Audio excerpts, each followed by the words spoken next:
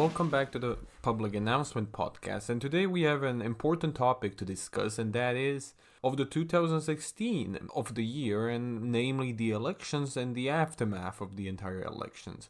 Now let's rewind back to 2016 and the elections in the United States. Donald Trump versus Hillary are coming to an end. We have two opposing sides. Everybody's arguing everybody. We've seen pretty much everything, the news banning a frog and generally people being very either on one side or on the second side. There is no real middle ground or people who can just say, oh, I'm not really interested, because this really has become one of the biggest elections in US history. And at the end of the day, Trump wins, and Trump is in office, and, one side is happy, the other is having protests till today. After it was revealed the way that campaigns or informations are being handled, or our private data is being handled in the names of better propaganda for some of these campaigns, we have started to lose the sense of what actually privacy means, and what privacy should mean, and what is privacy supposed to represent.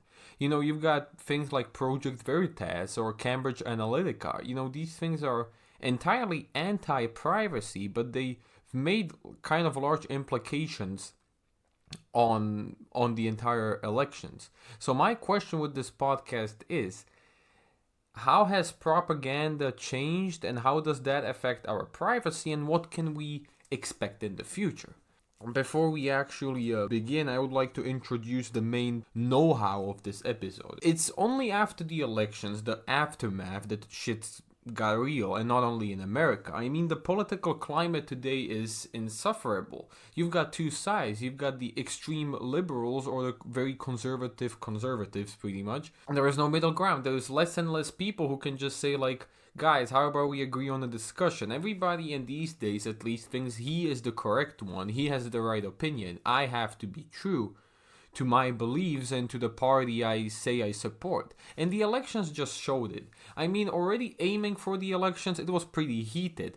And it was everybody against everybody. And most problems, at least in my opinion, that we face today, social problems, can be traced to 2016. And even if those problems didn't quite begin in 2016, they were amplified. We've got a better understanding of what these problems are, and some people are trying to solve them, of course, but most of the people just know that there is a problem and try to say that, oh, I have the solution. Listen to me, guys, quickly. We have to kill the other side in order to get our opinion out loud, and therefore there will be only one truth. Of course, that it's not the ideal state of things or how they should be, but that is what most of these people, if you ask them, will say. And this is the political climate, at least in America, and it's becoming also a part of European politics at this point. You cannot have a normal conversation with a leftist and with a conservative without them screaming their opinion at you immediately. Now, what is Project Veritas and Cambridge Analytica? Now, if you haven't heard these terms, a quick crash course.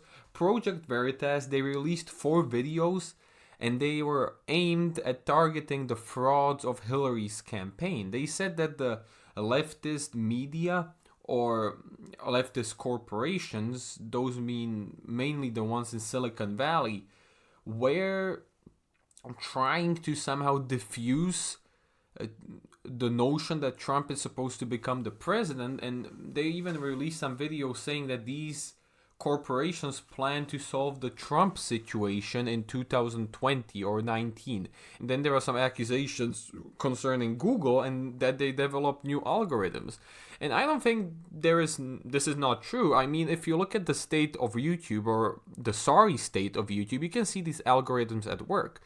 Content creators just getting blacklisted for literally nothing, or literally something that would be bearable, or people would just, put their hand in the air and be like, yeah, whatever, maybe 3 years ago, or 4 or 5 years ago, maybe that would have been acceptable. Now it's unacceptable because of something.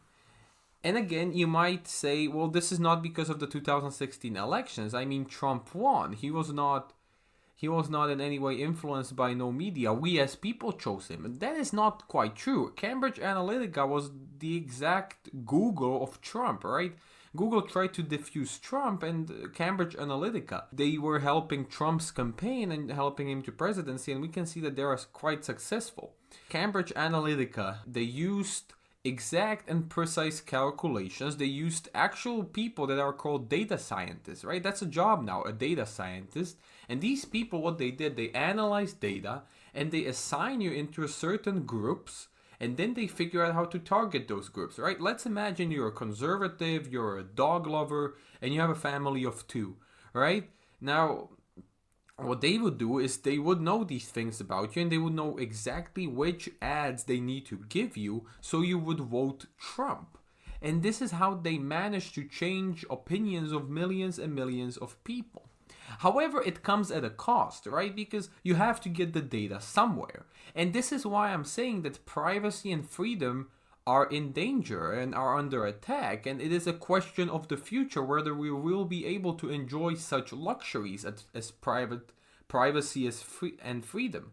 Whether we will be able to enjoy being alone in a room and nobody knowing about it, buying something without anybody tracking us, right? Having the freedom to tell your opinion without anybody silencing you. These are questions for the future. Just as there are questions about global warming and what we eat, there are questions concerning this. Where are we heading with all this? Some would say, and I am for the opinion, that we have reached the peak of propaganda, right? Imagine this. We are essentially saying goodbye to the good old Bolshevik papers and pamphlets and posters of like Mother Russia, we will survive together. It's not that type of propaganda. It's not that unsubtle, straightforward propaganda where you have posters, smiling leaders, cars, events organized for the people. It's more subtle and more psychological than ever before. And I think this is the main issue people have with this.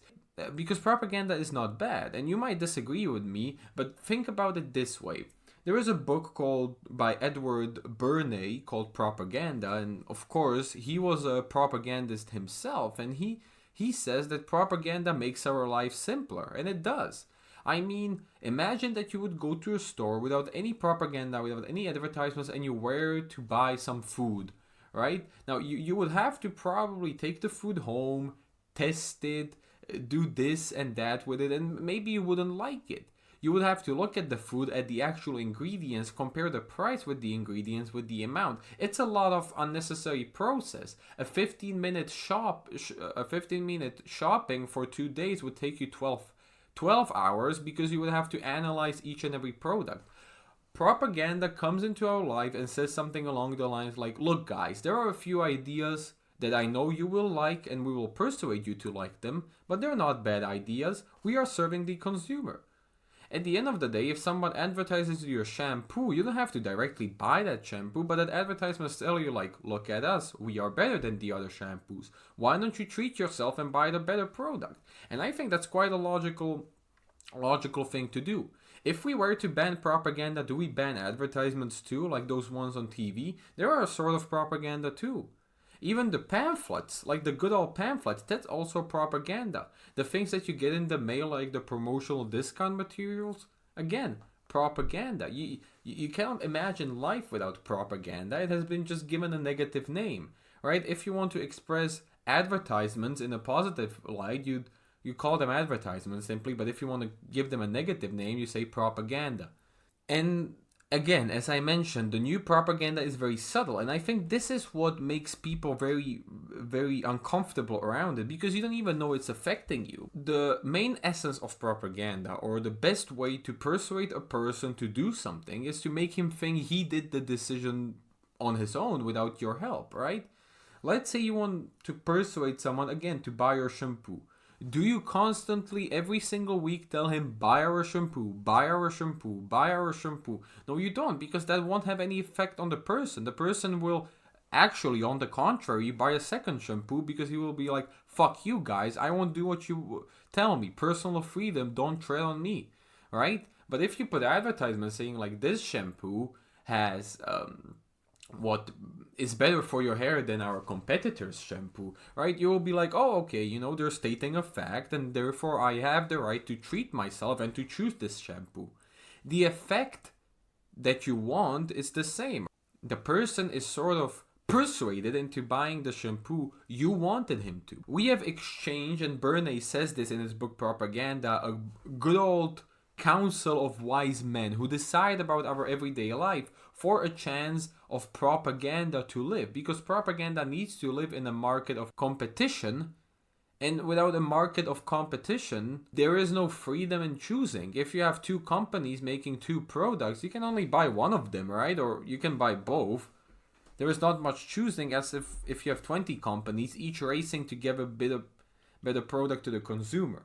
And even though the public has sort of like caught up with the entire trend, Facebook is facing or faced some privacy lawsuits. Cambridge Analytica was closed down, and I think the owner was imprisoned, if I remember correctly.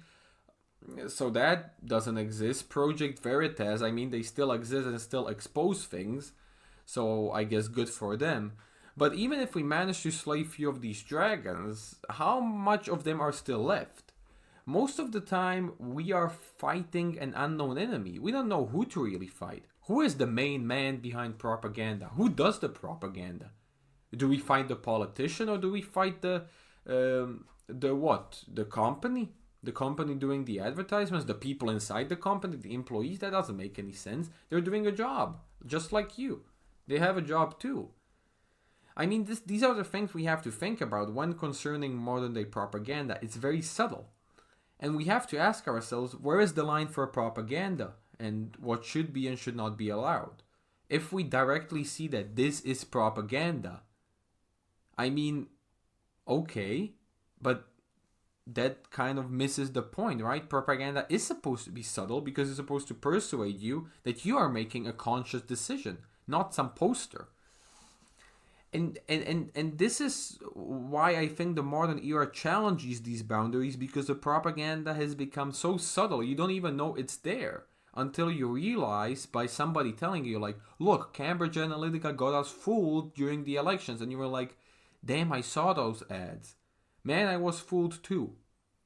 So, I mean, this is the type of thing we have to discuss. If the modern tools we have available, the data scientists, the entire study of data, if those things should be used, or we should return to good old posters and events and waving politicians and smiles. And there is one more thing to discuss. How do you orient yourself in this? Let's say there is an election in your country and you want to make a good decision. You want to elect the right official for the office, one that will be capable. You don't want to be affected by this man's advertisements, even though that's quite impossible, but whatever, for the sake of point. What do you do? And how do you gain back your privacy? How do you manage to take that back from you when everybody is taking it and you barely know about it? One thing you have to realize with privacy is that there is no such concept anymore. It's very sad, but there is not. Everything that you do is basically public. If not public, it's at least public to some employees or somebody making a statistic about you. So last night, if you bought something, or if you bought some food or new clothes, those people know. And you just gotta get used to living with that feeling. I know, and I don't really mind, to be honest. As long as it is used for the correct purposes, and that is of advertising, I'm perfectly okay.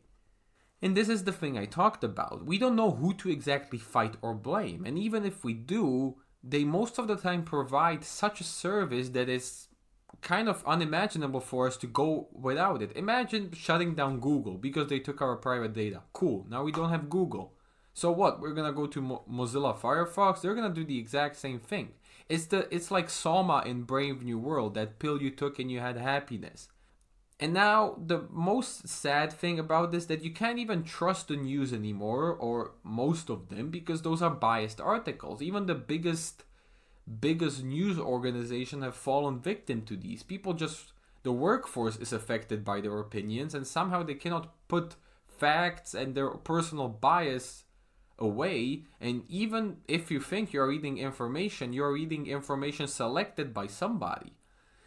And that somebody has his personal bias, and most of the time they don't put it away.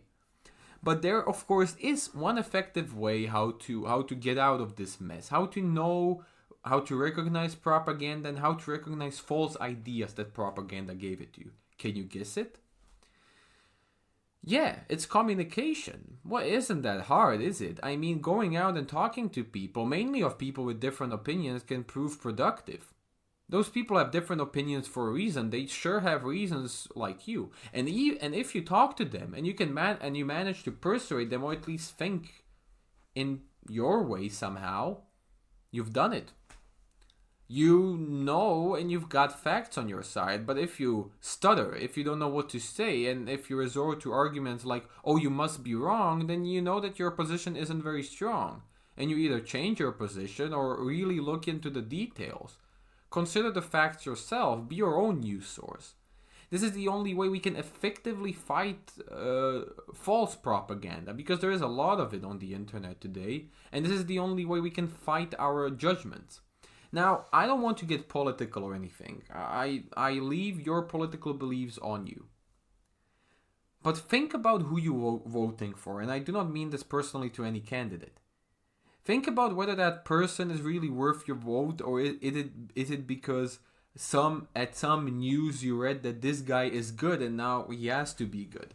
I want people who go voting not to end up in a cycle jerk of friends who just pat each other on the back and are like, oh man, we are so good, we are so correct. No. Search for people that have different opinions than you and talk to them and try to socialize with them and find out why is it that they have that opinion. Don't let the environment and the entire atmosphere break you. You have and you must have the responsibility to know yourself. And one of the responsibilities you have is to know your political convictions. And based on that, you can decide. And based on the moralities and the rules you believe, you can decide whom to vote for. Because at the end of the day, it isn't a question of who is going to be elected next elections. I mean, it is quite important, but not that much. It is a question that when shit hits the fan and you are tucked into a corner and you don't know what to do, you don't know yourself, you're fucked. But if you know your moralities, your principles, and when is it that you actually cross the line, that's when you know how to act. So this isn't about privacy, freedom, or political parties. This is about you.